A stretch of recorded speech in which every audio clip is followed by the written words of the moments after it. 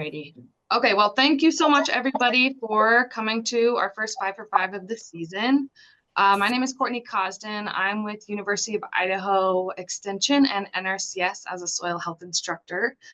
And I wanted to take the time to introduce a new face to y'all, Lucille Rollins, who is a new resource soil scientist and soil health specialist with NRCS. If Lucille, you want to introduce yourself real quick.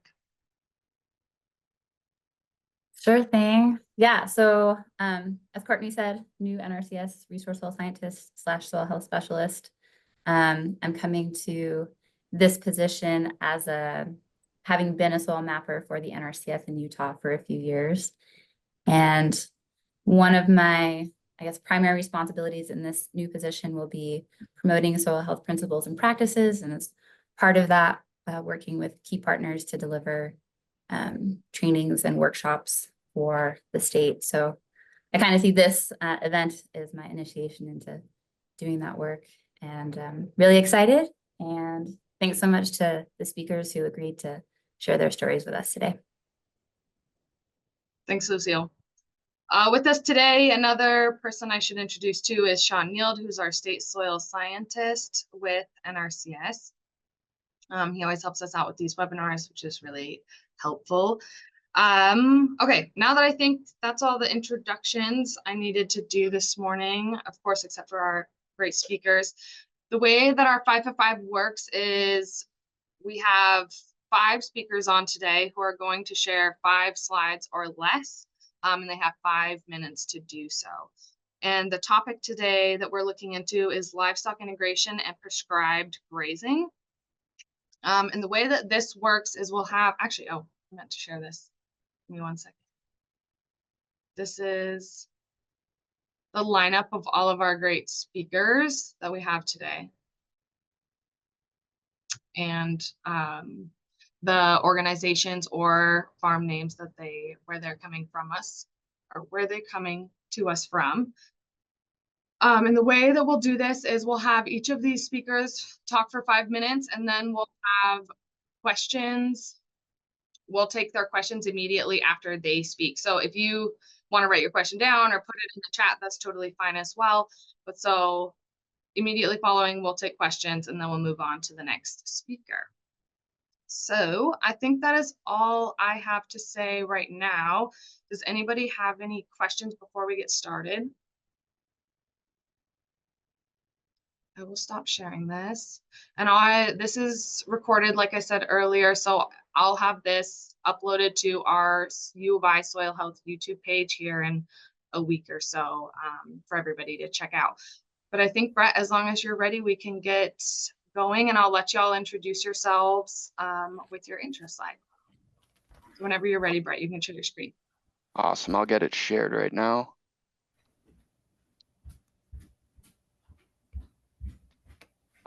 So could someone just let me know that they see that on the screen there?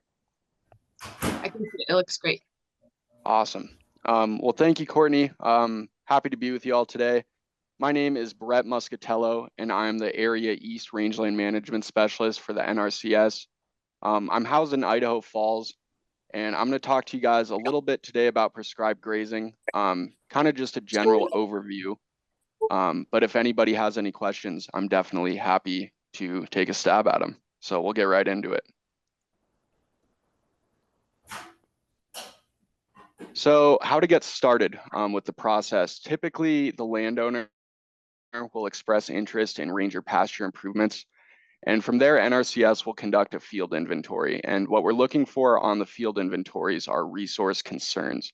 So a resource concern can be anything from soil erosion to water quality, feed and forage imbalance, invasive species. There really is quite the extensive list of things that we're looking at during that first field visit. NRCS will then offer a slew of practices to improve that resource concern. We do offer funding available through cost share for the practices, and they're voluntary programs, so these are agreed upon by the landowners or the producers. We can also provide technical assistance outside of funding opportunities. So if there's a situation where somebody doesn't want to get into a contractual agreement, we can still do our field inventories, and we can still do give our recommendations. We call that certified technical assistance. So just some common practices that we see specifically on rangelands. And those numbers that you see next to the practices are just our practice codes. It's how we identify them. So we have prescribed grazing, which we'll talk about today, brush management, herbaceous weed control, range and pasture plantings, and then livestock water systems. So that'll typically be a stock tank, a pumping plant, and then sometimes we'll see water wells or pipelines to kind of tie those systems together. So prescribed grazing, our 528 practice. So just to address some misconceptions, we do get these questions from time to time. NRCS does not destock landowners, so we're not going to tell anyone how many cows they can or can't run. We're not the cow police, so we're not going to be out on the land counting people's animals. Really, these grazing plans are made to be adaptive. We see it so often. There's so many variables that can change throughout one grazing season, and the plans are meant to be flexible and adapt to those changes. The plans are written to be feasible and attainable for the operations. Really, the main goal is to help our landowners reach their goals and a higher level of conservation.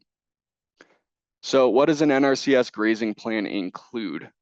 It'll typically start with an extensive field inventory. This will normally be species composition, as well as estimating forage in pounds per acre per pasture. Feed and forage, we can then kind of create a feed and forage balance. So these are typically targeting a 50% utilization of key desirable species. And that's that take half, leave half that you might have heard of. Drought contingency planning will be included in the grazing plans. So these are recommendations during the early stages of drought, as well as the late stages of drought, where we might have our backs up against the wall and we're kind of starting to ask questions, where do we go from here? We also include monitoring in these plans, and there's several ways that a landowner can do monitoring. This picture on the bottom right is one of my favorites because I am a visual person. So that's a livestock exclusion cage. And what that does is when we bring cows in at the beginning of the year, they won't have access to that little square of grass right there. And what that does is when we pull them out, it's a great visual representation of how our grazing season utilization was compared to a full year of growth.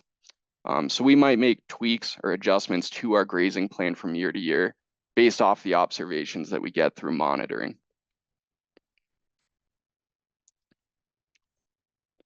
So then supporting the prescribed grazing practice. In the center here, I kind of provided some diagrams for you guys to reference. And what I'll do is I'll kind of just run through some of the scenarios that we often see in our grazing plans.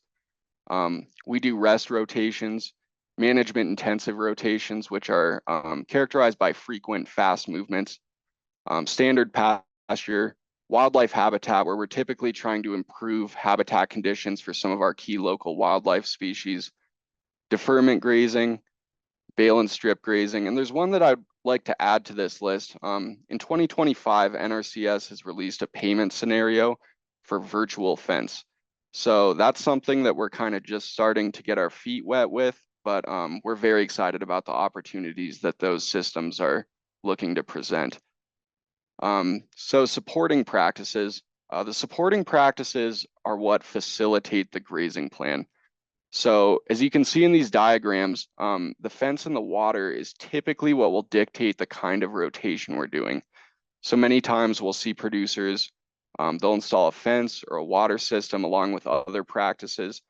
And maybe their goal is to go from a continuous rotation to a rest rotation, or even a management intensive rotation, just meeting a level higher or a higher level of management there.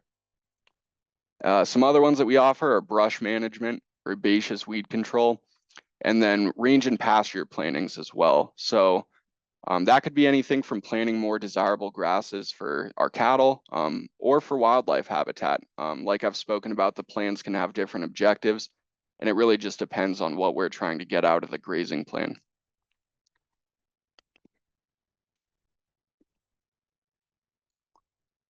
So that should be about my 5 minutes. I know that's a high overview of somewhat of a complicated practice that we have, but like I said earlier, I'm happy to answer any questions, and I appreciate everybody's time today. Thanks a lot, Brett. And yeah, sorry everyone, that's something I forgot to mention. Something that we're doing this year with the 5 for 5. So we're trying to get someone on from the NRCS each time to talk about the financial and technical assistance that they can provide that's associated with the theme of the talk. So I really appreciate you coming to let us know and talk about this information, Brett. And we can take any questions if anybody has any for Brett right now.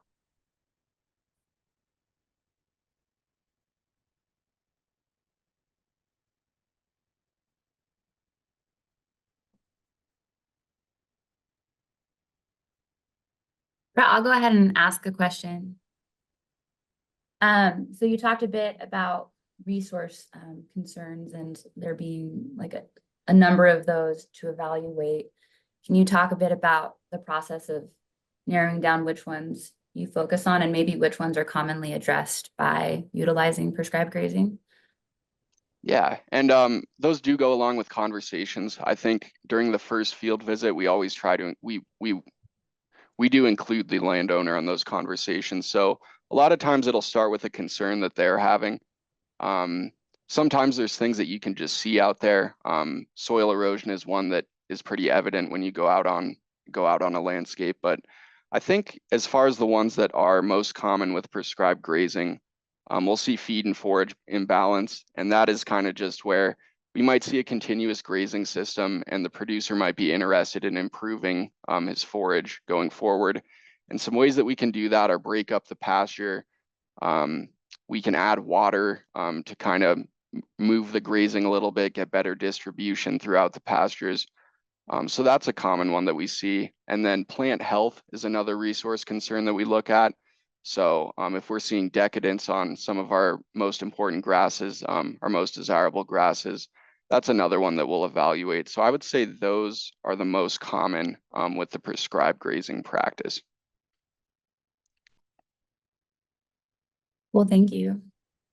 Thank you.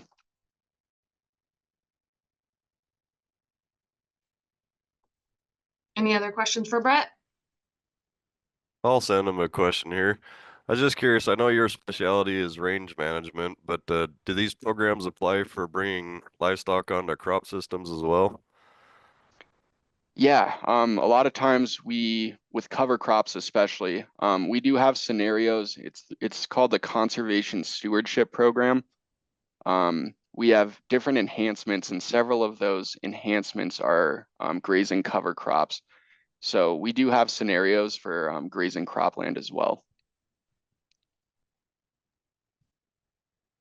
And then Brett, there's a question from Barry in the chat, which is, how do you address the maintenance of species diversity in rotational grazing? Could you expand on that a little? Let me read it. Sorry. Oh, so I think some of our main goals with addressing species diversity is mostly through our monitoring. So what we'll do is through that monitoring, and I showed that range cage, but what we can do, we can also do the pasture plantings to increase species diversity, but really through our monitoring, we're trying to select the same spot on a pasture every year. And then we'll run transects and do a species composition. So what we're trying to see throughout the length of our prescribed grazing is more species diversity. And if we want to do enhancements or extra add-ons, we can always do plantings and things of that nature to kind of address those concerns. Great question.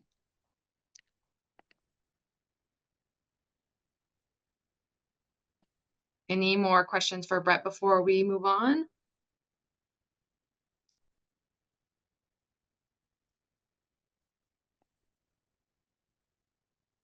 Oh, Barry added something to his question. Cool season grasses, legumes, forbs with different life expands, etc. Yeah, and that makes it tough.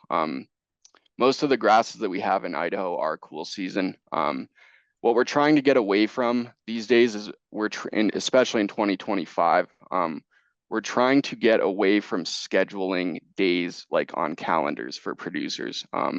We find that a lot of times the ranchers themselves are much more knowledgeable about their ground and when to graze it. So I think we're trying to get away from holding ranchers to calendar days in many cases. But that does make it difficult when we have different lifespans, different forbs on the landscape. Awesome. Thanks for addressing that, Brett. Okay, well, I think we will move on. Thanks so much, Brett, for sharing. Yep, thank you. And if Tyson, you're ready to share, we can get going with you.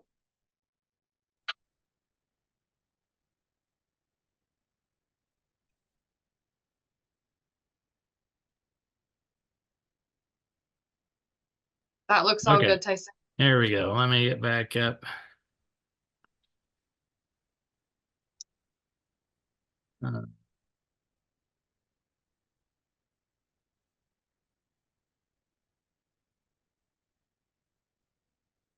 Well, I'm Tyson Coles. I'm in East Idaho, Idaho Falls area, and it skipped forward on my screen.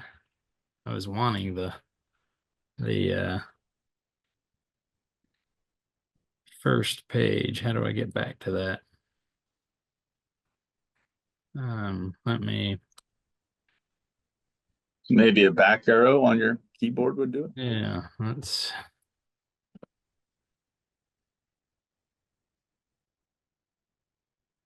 No, it's not doing it. I'll just start here. The first page was just a little picture that was drawn showing the cows, one holding the fence open for the other cows and saying, hurry, our owners are leaving on vacation in 10 minutes. Let's hurry and get out. And for any of you that are producers or have livestock of any sort, my wife especially will tell you that's true. If I'm leaving somewhere, the cows get out. And so I've got a farm and ranch here in Idaho Falls, raise wheat, grain, or barley, alfalfa, flax, tried canola and failed there, but safflower and garbanzo beans. And I've tried integrating livestock onto all of my irrigated acres the last, about 5 years, and try to figure out how to get them on some of the dryland acres to get some livestock integration, and came on to no fence virtual fencing collars and started as part of a pilot program with them here just right on 2 years ago this winter. And so prior to that, on this screen, you can kind of see on the top left, that's a couple of pivots I have behind my house that I set up physical electric fence wire on spools. The crosshairs on those green lines are pivot points that I would divide up those pivots into quarters and then rotate the cow herd around the pivots throughout the course of the summer using a 15-way cover crop mix that I put together. And then the picture kind of top center is another farm just a mile down the road that's got 2 canals that cut through it, and it's flood irrigated.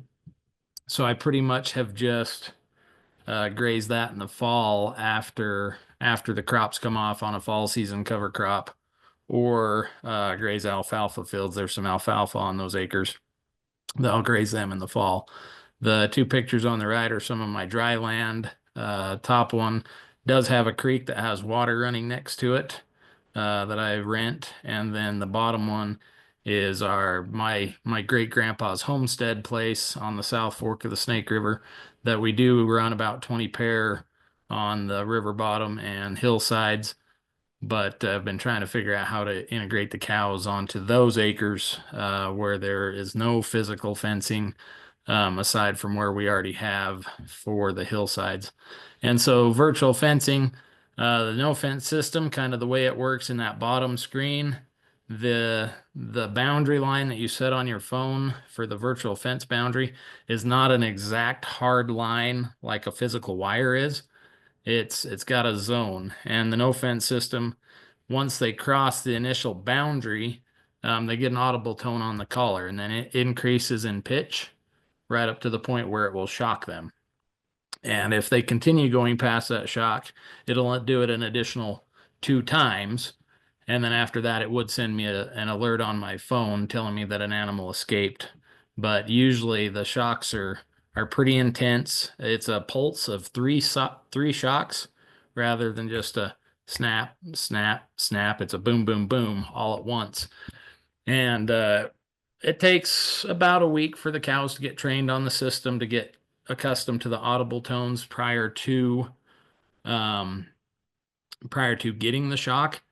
But a lot of times now they'll turn away just with the audible tones before they ever even get the shock. So virtual fencing is pretty new. Is it worth it? This is part of a presentation that I did in St. George a year ago.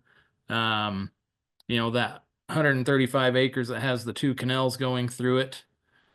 I looked at, you know, if I just put a hard physical fence, a 4-strand barbed wire fence around those acres, so that I could try and integrate the cattle there more easily for a full season. You know, what would that cost versus the virtual fencing collars? And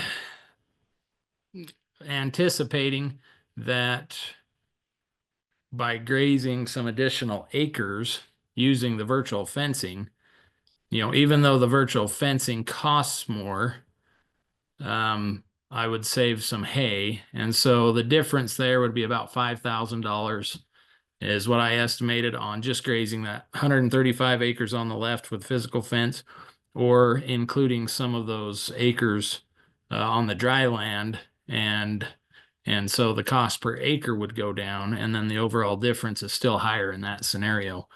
Now, here's a picture of a cow with the collar around her neck, dunking it in the water trough. They're waterproof. They're really durable. The picture's kind of in the bottom side on the right are some acres, waterways, grass waterways, gullies that we typically had not grazed, that using the virtual fencing collars, I was able to drop the physical wire and let the cows out there.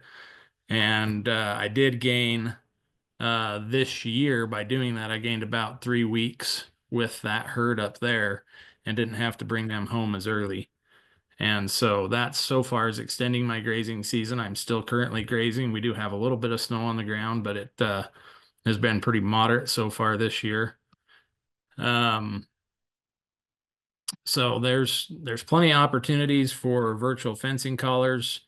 You know, if you got some marginal ground, you know, row crop acres, which I am doing with cover croppings, grass waterways, public lands, different scenarios. That's a cover crop mix that I planted behind a 4-way mixed forage field a year ago. And then I didn't want my video on that one. The video is on the last page. But when we got these collars, it was October. And so I was trying to figure out how to utilize this during the training program. So I set up on the top right hand side my virtual boundary. The green lines on those screenshots are rows of hay that I would sit out. I'd been bell grazing my cows out in the field prior to this, but I would have to take 1 day's ration of hay out to them every day. Trying to figure out how to use the virtual fencing collars, I decided I was going to just go line out my hay. I used the auto steer on my tractor, set my spacing at 80 feet, laid out the bells for the week, and then I just use the virtual boundary to adjust the cows and give them that amount of hay. And then by doing that, if you take the time and the cost of feeding the cows every day versus just going out and doing it once a week, through the course of a winter, saved me about 96 hours in labor, saved me about $6,300 in wear and tear on the tractor, fuel. And so the net savings over the course of a year actually was a positive $1,100 by adding the virtual fence. So Here is a video. It's 2 minutes long. I'll just let it go, of that very first time that I put my cows out for bell grazing with the virtual fencing collars. And if anybody has questions while the video is going, feel free to just chime in and ask them. But here's the video. The virtual fence line is kind of right here in between where the 2 rows of hay are.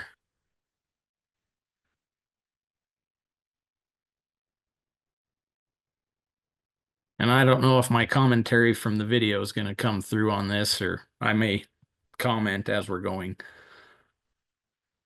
So right here, I've got one cow that saw the other row of hay. You know, this was 2 years ago now, and she was getting over there to go get some hay rather than hang out with the herd.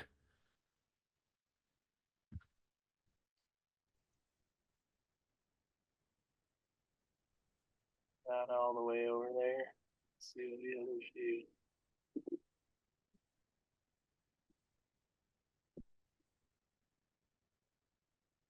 And so Tyson, so you said that the boundary is right there, kind of like on top of this post. So are they not Yes. supposed to be getting over there? Yes, that's correct. So Okay. again, it's a zone. It's not a hard line. Right. So Right, because I thought I saw, yeah, kind of when one of the cows hit that point, I saw her maybe like twitch her head a little bit, that she started hearing the noise, but she decided to keep going. yeah, she was pretty interested in that hay without all the competition. But and it does vary. It's not an RTK signal. It's kind of like a WAS signal on the GPS. So it's, you know, 50 feet or so. But this was the best thing I could use to actually show off virtual fencing in so people could actually see what it does. You know, right here, it's the middle of winter. There is no other feed for them to go find. It's just what I gave them. And so Go over there, but I know. And so Tyson, are they heading back because they're hearing the audio? they're hearing the audible tones. Yes. None of the Okay. cows at this point had got shocked. And my cows have been using it for about a month at this point. So I gave them 3 weeks of training just because I wanted to make sure that they didn't go anywhere. I do have physical perimeter around this whole field, but I gave them 3 weeks of training. I rotated them once, actually grazing under the pivots before I started bell grazing. But yeah, the audible tones is what turned them away. And I've fully bell grazed 2 years using this system about a week at a time. So, and I actually last year when I did the presentation in St. George, Utah, that I put this presentation together for, I moved the boundary from St. George and I fed my cows from St. George. So that was pretty cool. Something I couldn't do otherwise. So That's awesome, Tyson. Quick question. How do you signify to the cows? Like right now, they're not allowed to that second row. Yeah. How do you let them know, hey, now it's okay? I don't. I let them find that.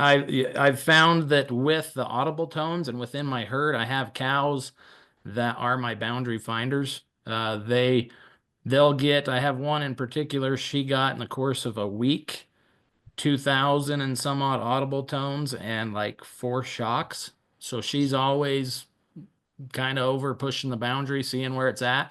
And when she knows that she can move, she moves, and the rest of the cows follow her. So I started going out and giving them a visual cue that I was there moving them, but lag time in cell phone communication, getting the callers to update their new boundary, a lot of times I was getting shocks when I didn't need to.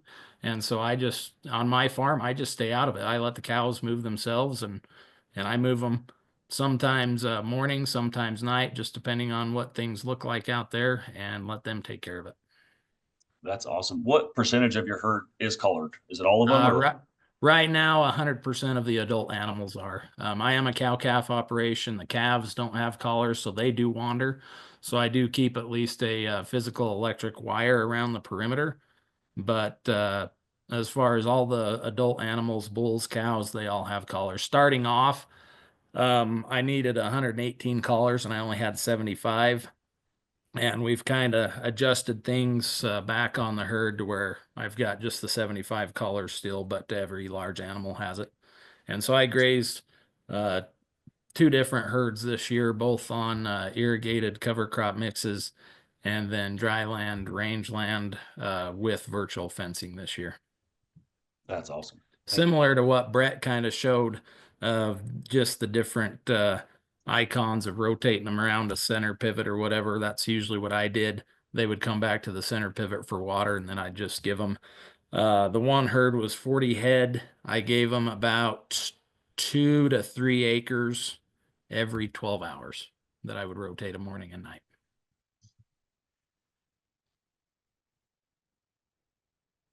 And then Tyson, a question came through from Barry in the chat. It's what is your 15 species cover crop mix and season of grazing? So the base has been triticale, oats, beardless barley. I do have a lot of times Facilia in there for the bees. I've got collards. I've had faba beans in the past, but I know they got added to the list with cowpeas, so they're back out of it. I've had some chicory in there as I ended up doing this kind of year over year is what it ended up, but I do replant in the spring. I try to keep a good mix of cool season grasses, legumes, brassicas, turnips, radishes are in there. Hybrid rapeseed.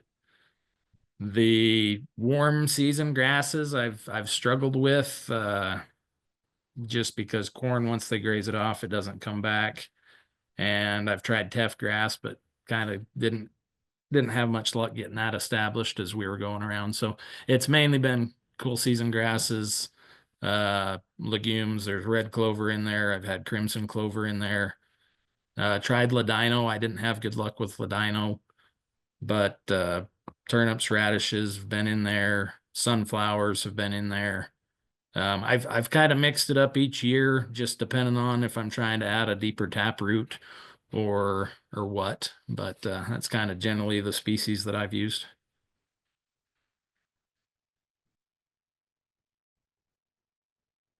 And kind of on that screen, if anybody's interested in learning more about no fence, the U.S. Corporate office is in Madison, Wisconsin, and Megan Filbert, she's the lady you get in touch to, or you can just go to nofence.no. It is a Norway-based company, but they've been coming into the U.S. about the last 2 years, and they've been really good to work with. Even with the time difference between here and Norway as far as support, if I've needed anything, they've been really quick to respond, and so. Right. Nice. Tyson, thanks so much for sharing. Seems really timely, especially since the NRCS is going to be supporting virtual fencing here in the future. Does anybody have any more questions for Tyson? All right. Courtney had to step away for a minute, so I'll go ahead and introduce her, get our next speaker set up. So Tim, I think you're up next, if you're ready to go. Yeah, I think we're gonna. Oh, there. I think I'm better now. Okay, sweet. So I'll go ahead and let you introduce yourself. Sure. My name is Tim Swearingen. I'm a regional habitat biologist in the Upper Snake region. I manage Sand Creek Wildlife Management Area. I don't have much of an intro, but this slide I just tried to show. Oh, real quick, Tim. Sorry, Yep. we can't see your slides. All right. Perfect. So I apologize for that. I don't have much of an intro, but regional wildlife biologist with Idaho Fish and Game. I have a habitat focus. I manage Sand Creek Wildlife Management Area, which is this stuff here, kind of adjacent to the Caribou-Targhee National Forest. We, it's not a true grass bank scenario because our targeted grazing that is occurring on Chester is kind of a trade and use. But the history is we acquired this Chester segment of Sand Creek Wildlife Management Area in 2003. And when they were doing the species list and observing the ranch, it was called the Hooray Ranch, they found this listed orchid, which is up in the right-hand corner. It's called the Utes Ladies Tress Orchid. It's actually a threatened species, and it's kind of native to the Henry's Fork and the South Fork of the Snake River. More occurrences certainly on the South Fork. There's a few on the Henry's Fork, and one of the strongholds is on Chester. And Chester is a cool wetland portion of our WMA. There's over 30 ponds and wetlands, and it's a high water table. We have, trapping and hunting and bird viewing and hiking and horseback riding, just kind of a little bit of everything, multiple use.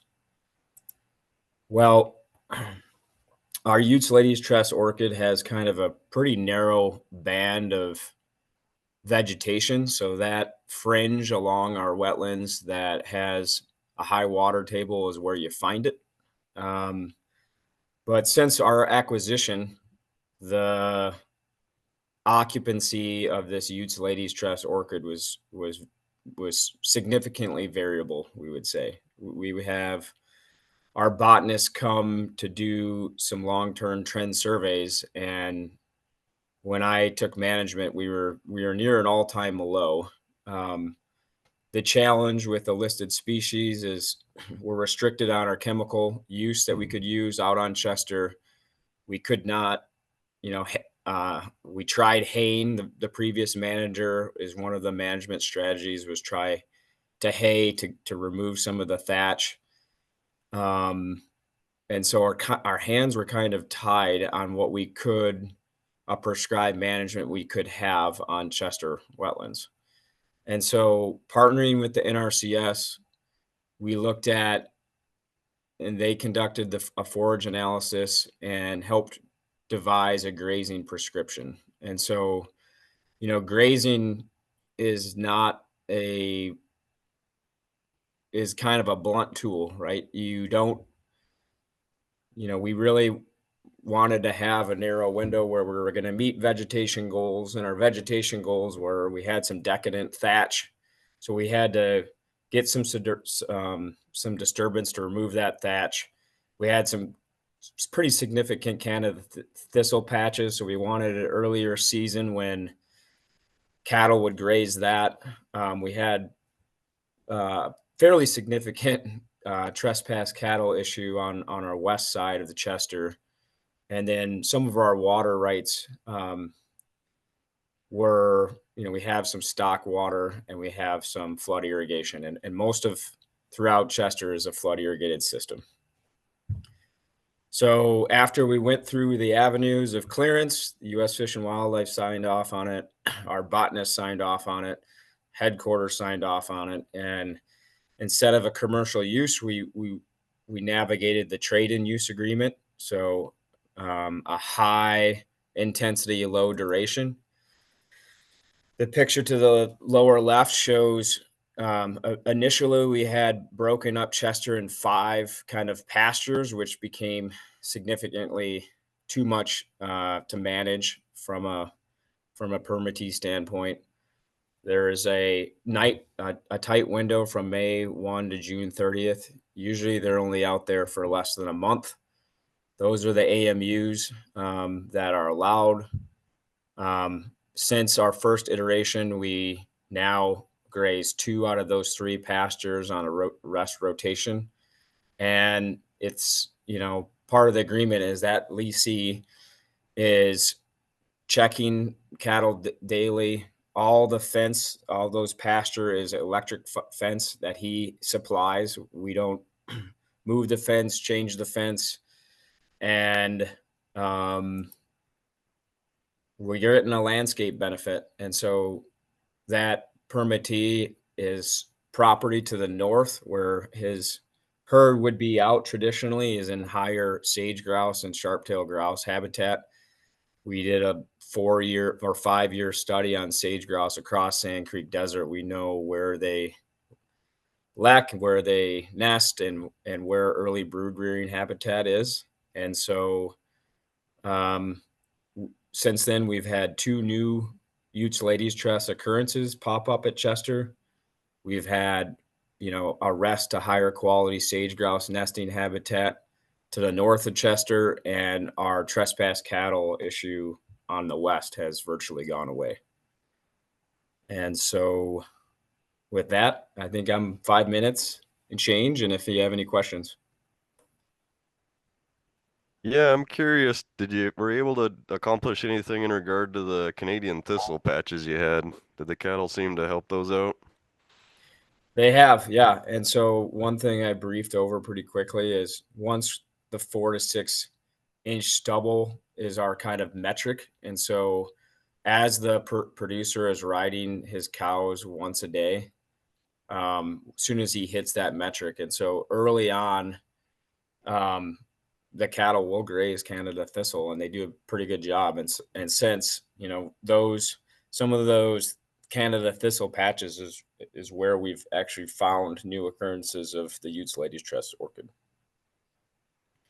And I'm still waiting for kind of a 5-year report, but our numbers of our stems per species have, is it a causation or a correlation? Kind of too early to tell on, but we've had a few good years for numbers of the orchid across the WMA. But in 2022, we had a huge winter. And so, the water moisture is such a ground moisture is such a determining factor for that individual species.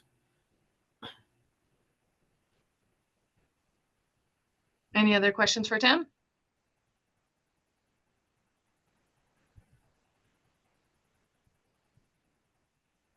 Actually, Tim, Thanks. I was wondering, how does the so you've been moving the cows around, and so you've also monitoring. I mean, I guess it's cool that you're monitoring so many different things within this area. And with the Lex and nesting, I guess, yeah, maybe I don't really have a question. I just think it's really cool that you're able to monitor both all of these, the weeds that you have, and then this orchid that's in danger, and then also, the lek and the nesting habitat is really cool. I learned a little bit about sage grouse in college, and I just think that whole system with their lekking is so interesting. So I'm glad that people are looking after them. Yeah, thanks. Sand Creek Desert is kind of certainly a stronghold for sage grouse in the state, in eastern Idaho specifically.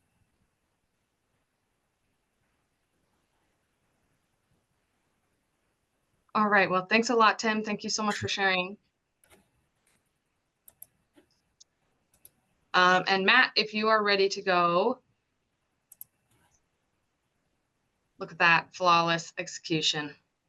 You helped train me. Okay, so good morning, everybody. I'm Matt Gabica. My spouse and I have a business where we do prescribed grazing for about 7 months a year. And then we, sorry, I got lost in my own screen. I can't see anymore.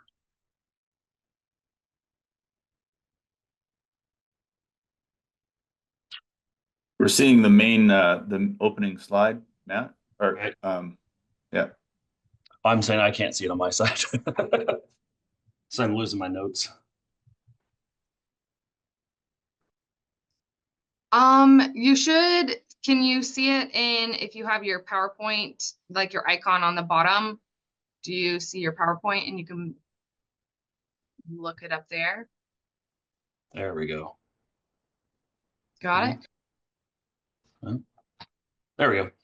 Yeah, so today I'm focusing primarily on the incorporation of livestock into production ag. A couple of my soil health mentors are actually on this call, so they're very well aware of what I'm about to tell you, that I really don't know much about what I'm doing.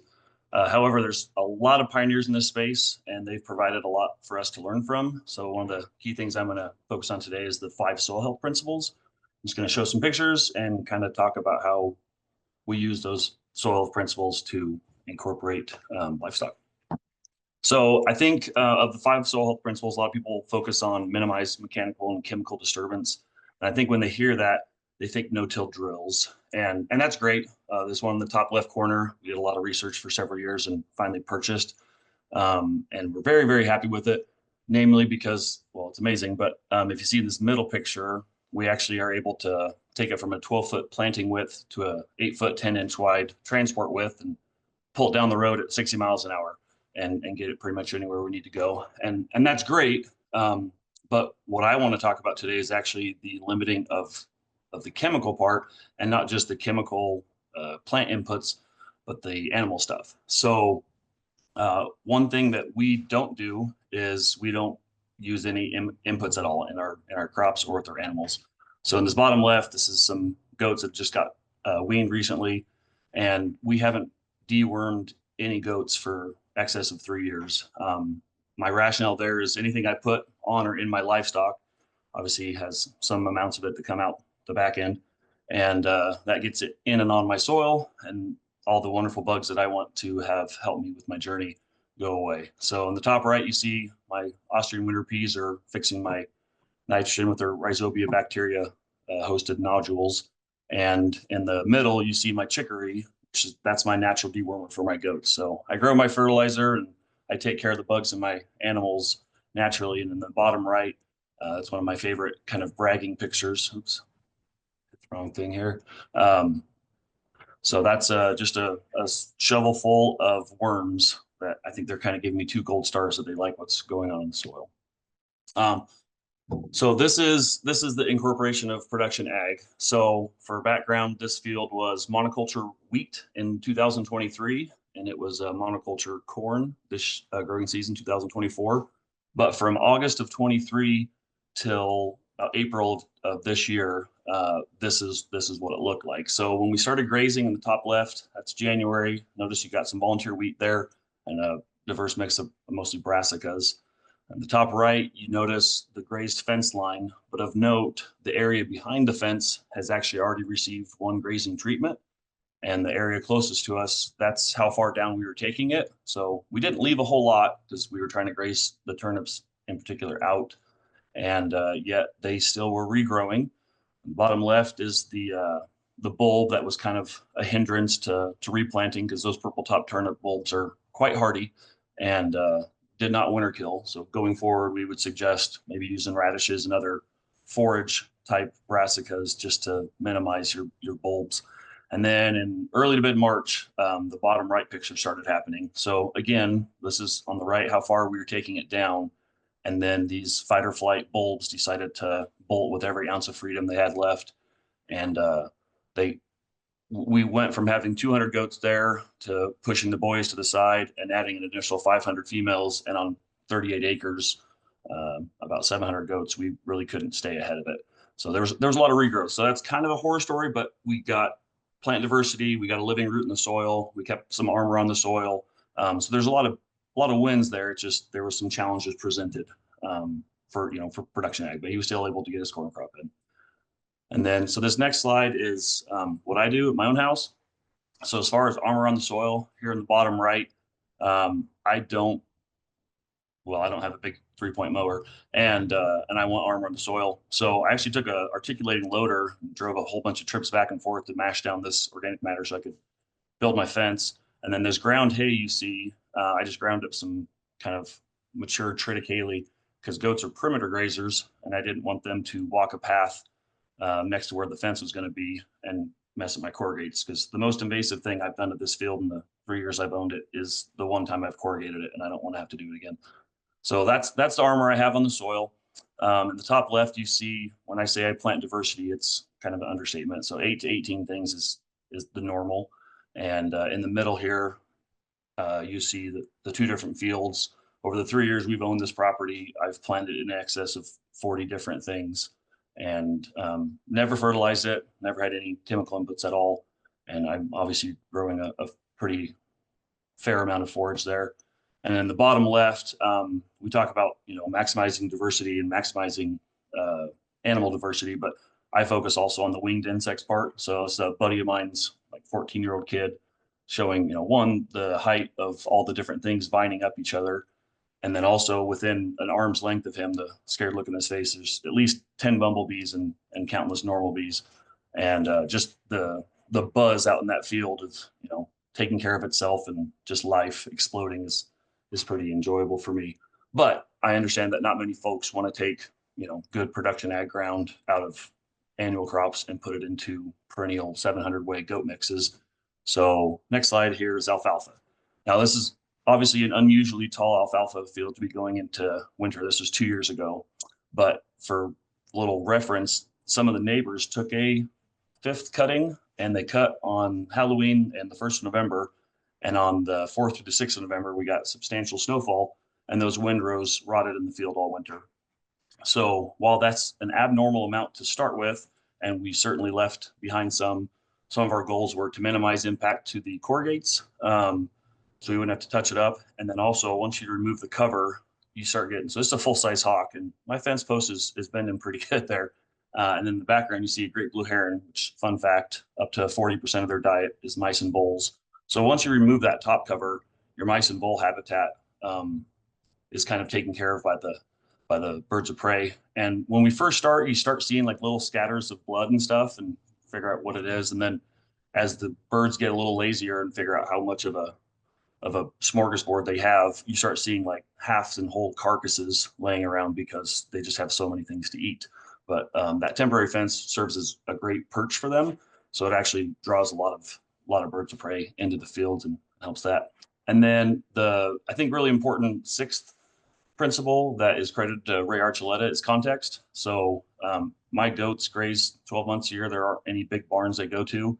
And I've fed hay a total of 12 days in the last year. But weather can and will happen. So when you see goats on alfalfa, I mean, this top left picture, that was a 6 to 8 inch snowfall event. And they're fine with that as long as there's not an ice crust.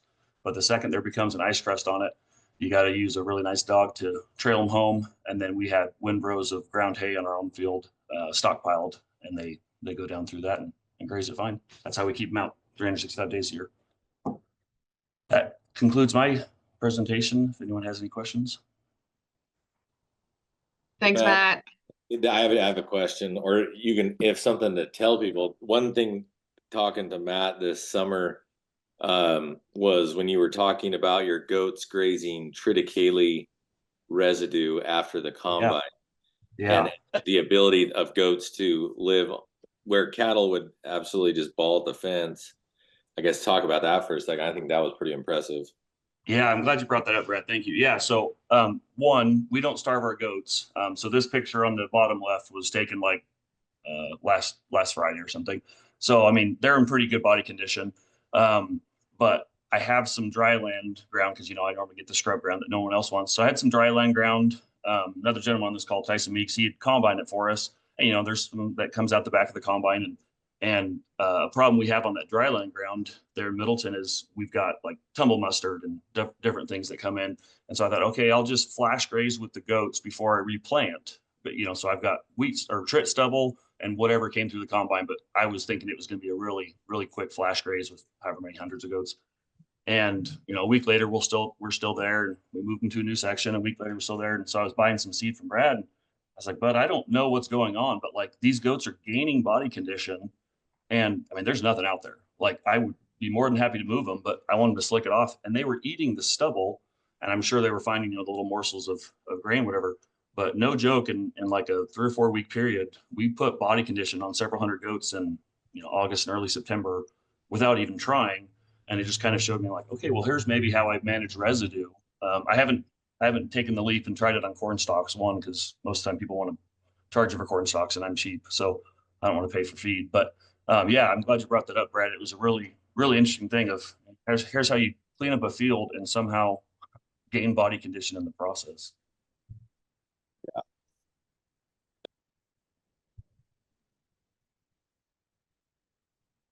Hey, this is a question for Matt and maybe Brad too on, and I think maybe Brad more so. Did you use an NRCS practice on like structures for wildlife for helping get the birds of prey more established, giving them perches and such on your property?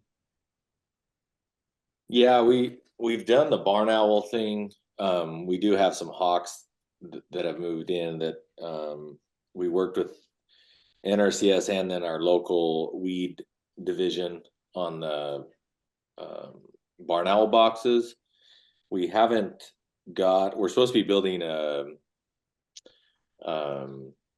bat house. That hasn't got done yet for, you know, other type of small little tiny predators. Mosquito deal with West Nile. Birds are really susceptible to West Nile, and that's what keeps taking out our barn owl population and other birds. And so we're trying to hit two different things. But yeah, that's been working pretty good. And then just keeping cover off at times. And I was gonna mention it later, but I can do it now. I should have taken a picture. I need to learn to take more pictures, but we grazed a grass residue, a field that we've been haying this year, and it grew up. We grazed it off. We had so many mice this fall, and as soon as we grazed it, the blue herons and cranes, and then all the hawks came in, and we probably had over 100 hawks and blue herons and different cranes in that field moving behind the cattle, and they were just, I mean, eating so many mice. And so it's kind of cool to provide those habitats at times of the year too, when they're maybe hungry. Yeah, that's awesome. Matt, you mentioned that you have what did you say? You've done a lot of different cover crop species. What have worked really well for you? All of them. So the joke I make is, you know, the school janitor that walks up with the huge key ring that probably he doesn't know where half of them go to, but like, you got to have a key for everything, right? So I'll plant stuff out in these fields or different fields, you know, and it's not even field by field. It's, you know, area of the field by area of the field that it'll express really well here and it won't over there. That's just, you know, to me, the soil expressing what it needs or the plant providing what the soil needs, you know. And I try to look a lot at, there's that J.L. McMahon book of When Weeds Talk, but so I take a look at what forage is currently growing. So we got some property in Indian Valley we're managing that has sulfur cinquefoil that I'd never even heard of. But it's like, okay, so find some plants that fit the same niche as that. And then, you know, take context into consideration. If you're a low rainfall environment, no ability to irrigate, that's a totally different plant than is going to do well in high irrigation. Like I know they mentioned earlier warm seasons. I've had really good luck with sorghum Sudan. You can get, you know, 2 cuttings out of it. It's not amazing hay, but again, because I don't use poisons and I'm lazy, I don't want to set gopher traps. In the 3 years I've been here, I've never trapped more than 5 gophers on my 46 acres. And guys around me, there's a 40-acre hayfield that's my neighbor, and he had a guy pull at 120 gophers just in the month of February last year. And we're neighbors, right? So the gophers are here, but I've been planting sorghum Sudan as a warm season in the summer. I don't really care about the forage quality. I'll cut it for hay or graze it down, knock it down. But the fact that it nukes my gophers for me, you know, that's where things, it's like, you know, what's the right tool for the job? And I'd rather kill them with Durin and hydrogen cyanide out of a plant root than a poison jug that might go to a hawk or a kestrel or owl.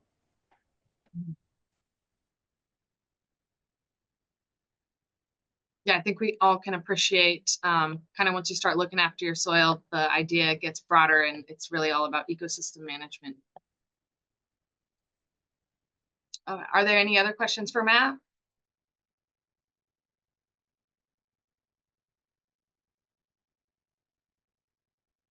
Awesome. Well, I really appreciate it, Matt. Thanks so much for sharing. Okay, and our last presenter today is Brad McIntyre. If you're ready, Brad. All right, can you see it?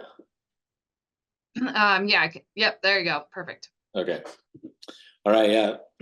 I would think probably most know me, but Brad McIntyre with McIntyre Family Farms here in Caldwell, Idaho. If you want to learn more, there's our website. You can go to that. But thanks for having me today. I was gonna say also, Matt, he's humble, but he teaches us a lot too. He always says he doesn't know much, but you've got it going on, Matt. You're good. So what I wanted to talk about today is just cover crops and what's possible. Our goal on our farm is to plant cover crops as much as possible and as often as possible. So a couple pictures, even though we planted this one pretty late on the left, this is last year. We were grazing about this time of year, and this is trit. We had radishes. some peas. Really, the trid is just showing up right now. Most of the stuff that died, but I took this picture because I wanted to show in the background we're feeding barley straw, and then we have this really high protein feed, and so you got to utilize covers different times of the year, but we always are trying to balance the diet and keep them gaining the best they can. So we do a lot of grass finished beef. This is a heifer group that's grazing here.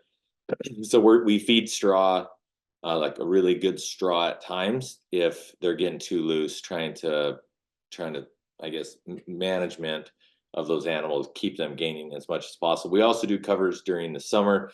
This is some pearl millet that we grazed this year.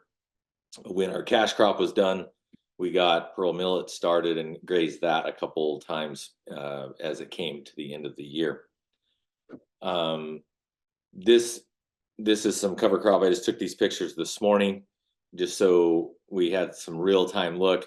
The picture on the left, it's, you know, pictures worth 1,000 words, and you can also lie with pictures.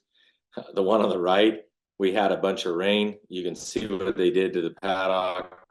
It's pretty stumped and looks really nice on the left, and then it's like, oh crap, I messed up. But things happen as we're going through, and try to do the best management we can as those weather events happen.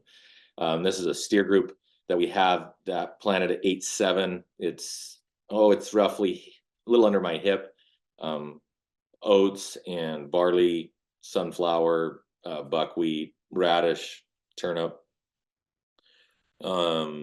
peas are in that mix. There might be a few other things. We try to do pretty high diverse mix, but covers grew pretty good this fall.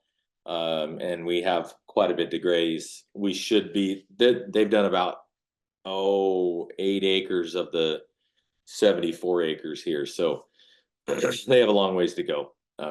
But trying to keep the ground covered, and then also get as much manure distribution and urine distribution as we can. We've noticed if we can graze properly on these really big covers, the fields that grow like this, we can plant corn behind this and have some of the best corn yields on the farm that year, is behind this really intense, like heavy graze, but we still keep good cover. And then that no tilling of the corn that next year, the crops just really respond. Water infiltration is really great. And I'm really excited for next year, even though prices aren't very good, is we've got a lot of cover getting laid down and utilized, and we're pretty excited about it. Another project we're doing actually right now, this is a 160 acre field that we were trying to get people to come in and custom graze with us on this. We didn't have any access to water here, or so water had to be hauled. We wanted to do the grazing because we wanted to make sure it was stripped daily, or at least every couple days moved. Couldn't get anybody to buy off on that. Plus, with hay prices being down, no one wanted to pay anything. We were asking $2 a day. And so with cold cow prices being up, the gain per pound was worth more. And so we did the budget. We realized that if we could put 2 pounds a day on these cold cows, then we would get back the money that we wanted, plus a little bit. And then hopefully, as we come into February, we should be able to make it that far with these 200 head that we'll be able to sell them and have that price increase that normally happens, barring the market not drop out and lose everything. But half of them are open, half are shortbred. And so our plan is we have a bull in with them too. If anything gets bred, we'll have fall calvers that we'll sell. And we have the culls that are, anybody that's still open, they go to market, and we get our money back out of that cover crop. So it's a project we're trialing this year, and the cattle are gaining really well. They're really improving. This field, this was taken about a week ago. these pictures, we've grazed about a 1/12 of the field maybe. So there's a lot to go. You can see how tall it is. It got really big, and so we'll see if we get our head ripped off or not. But it's a project we're trialing to see how we can do with these, cull animals. We do have the poultry on the farm, and the reason I show this, so we did an NRCS project this year of new fencing, and that's this field to the right. We use a mesh netted fence around our borders. We don't set any netting around our poultry. We have livestock guardian dogs, and so we have a big boundary around this whole property now that we did this fencing and water project for cattle and poultry.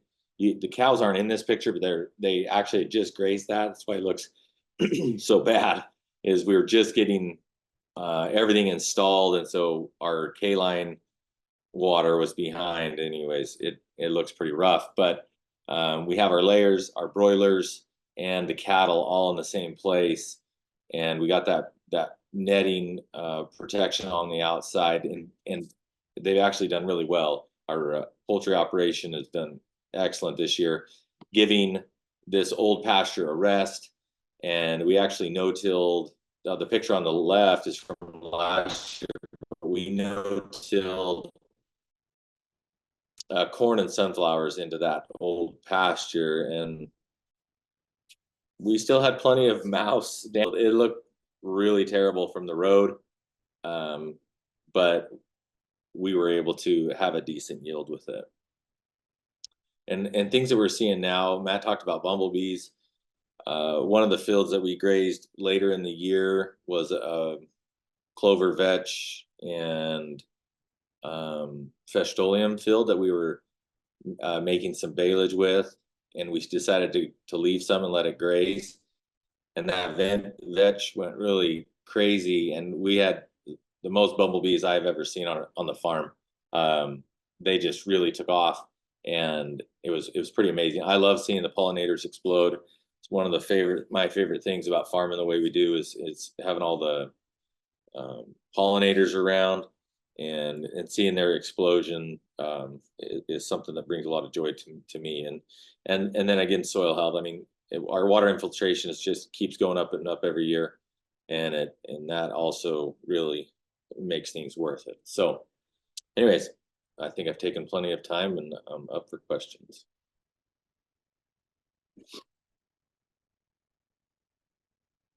Thanks, Brad. I have a question. I've heard, about folks doing, and I know you've been doing this for a while, but following cows with chickens, and that it helps with like fly issues. Have you noticed that, or what benefits have you noticed with that? Yeah, it helps. It doesn't eliminate, and that's where it's that timing. You really got to stay at that 4 to 5 day range. The nice thing about the new pasture we've moved to is it's flat, and I can get my laying hens everywhere. And in my old pasture, I could only get them in certain areas because of the elevation change. The eggs would break in our tractors, and so we had to keep them pretty level. So it limited me where I could take them. But now, being on the flat ground, I can get those layers behind the cattle better, and it has helped quite a bit. They'll have more flies in their house than they will by the cows, which is kind of crazy. But it's all about spreading that manure pad out and getting it to dry.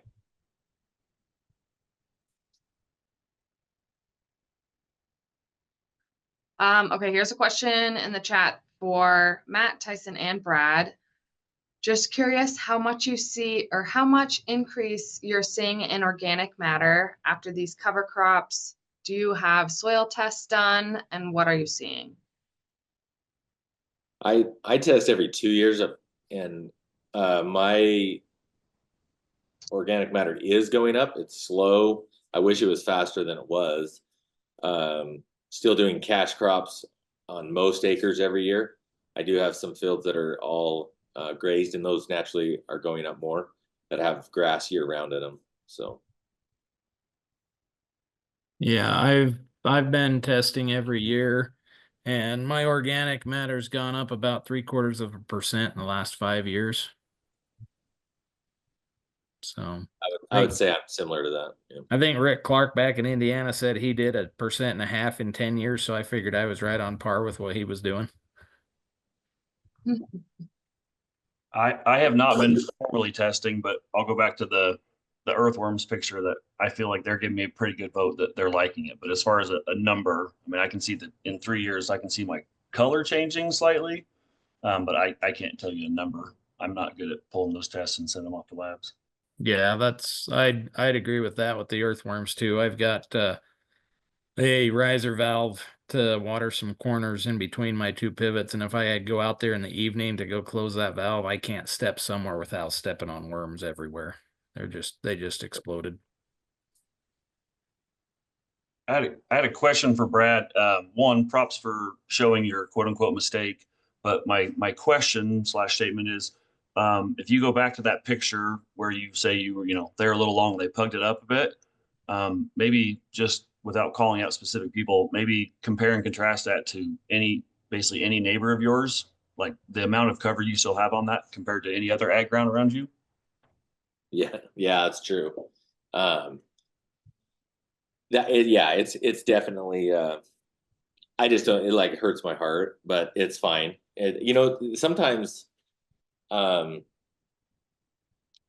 I'll talk on disturbance.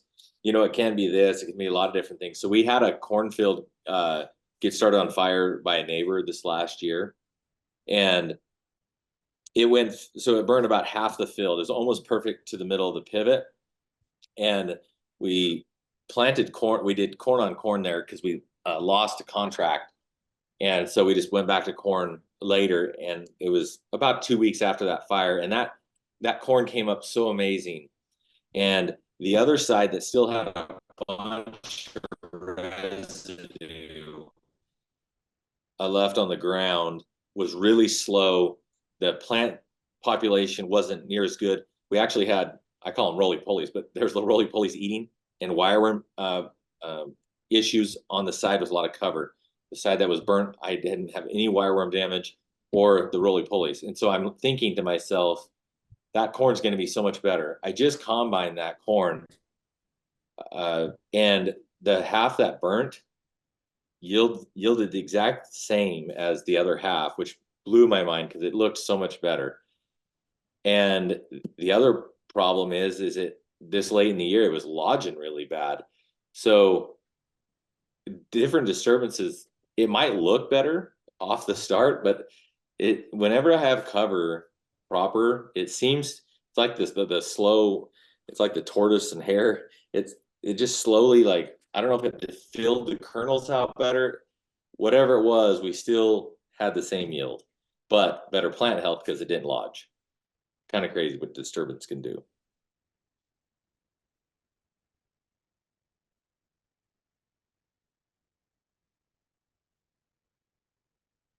Did you say you're moving your cows every day? It's right now, in the heavy inversion, we'll do every 2 days, 3 days at max, but we try to plan the paddocks for daily moves. But this time of year, I'm not too as concerned with the ground being frozen. 3 days is fine. I just don't like them there that long, walking to water in the same spot. So I just move them. Hey, I had a comment for Tyson. Tyson, you'd indicated an increase in 3/4% organic matter. And I think while some people might not feel like that is a great amount, actually, I think it's really impressive. And you think about what's associated with that. And I did some calculations a while back on 1%. If you take 1% and use some average figures for things like carbon and nitrogen ratios and so on. What is that worth in terms of, for instance, the amount of nitrogen it represents? And it's super impressive. It's like that represents about 1,200 pounds per acre nitrogen. that you've captured into the system with that increase in organic matter. So this business of keeping a live root in the ground and incorporating diversity and minimizing disturbance, I think you're really promoting that increase, and it's just super impressive. I think we really didn't talk a whole lot about all of the soil health principles and how everything that everybody's doing is addressing them, but it sure is. I feel like you could go backwards through these presentations and develop like an hour long like lesson on how they address those principles. Just super impressed with what everybody's doing and what they bring to the table in terms of knowledge in getting conservation on the ground and improving our soil resources. I just can't thank you folks enough for coming on and talking. This lot of good information here, really good stuff. Oh, and before I forget it, Brad, how does it work with the chickens and the birds of prey? Yeah, great question. So this year we started with 2,850 birds. We have no problem on the broiler side. It's only on the layer side that we have problems, because broilers stay inside their 15 by 60 houses that we pull forward every day. But on that side, we lost around 100 to our mistakes of one day somebody forgot to open the lay boxes, and so they smothered as they were trying to lay eggs everywhere. That was the biggest day. But on the birds of prey, we assumed we lost about 150 birds. We never found them. They just were gone, right? And whether it was a fox or a coyote that got in, if they got in, we never saw any digs around. They got to be really shifty and get away from the dogs and get up and over fences somehow. But we assume that they got packed off or ate, and then our dogs ate the carcass or something. They just weren't there. So we do lose them to birds of prey all the time. Great horned owls at night are typically, if any are left out, we lock them up at night, but there are a few that get left out, and their great horned owls are probably our number one. And then later in the year, the hawks come in real heavy as they start getting hungry, and so that is our motivating factor to get them inside our winter house. And like right now, I've had a lot of calls the last week on bird flu. We actually just are keeping them locked in our winter house and not letting them go out where we have a lot of geese flying overhead, so we're just not letting them out in the pasture where the droppings can be. And we've also had dead geese landing in our fields. Just they die in the air and land, and so we don't pick them up. We're not touching them. We're just letting them be and hoping that things exhaust and we don't end up getting it. But it's all around us. We've had about 10 dead geese on the farm in spots, and so it's just like we're just staying away from that disaster, hopefully. Yeah, folks have talked about increase in pressure from bulls in particular, and it always seemed like the wildlife structures practice that we've got is a nice deal to be able to offer folks. But then in thinking about your operation with your poultry, then that's, I always wondered how that worked out. But in terms of total numbers, that does not seem like a real big number, 100 of them. So that's really interesting. Yeah. And before I forget it, I'll paste there's a page here on the practice standard for structures for wildlife if folks are interested at looking at that. That'd be awesome.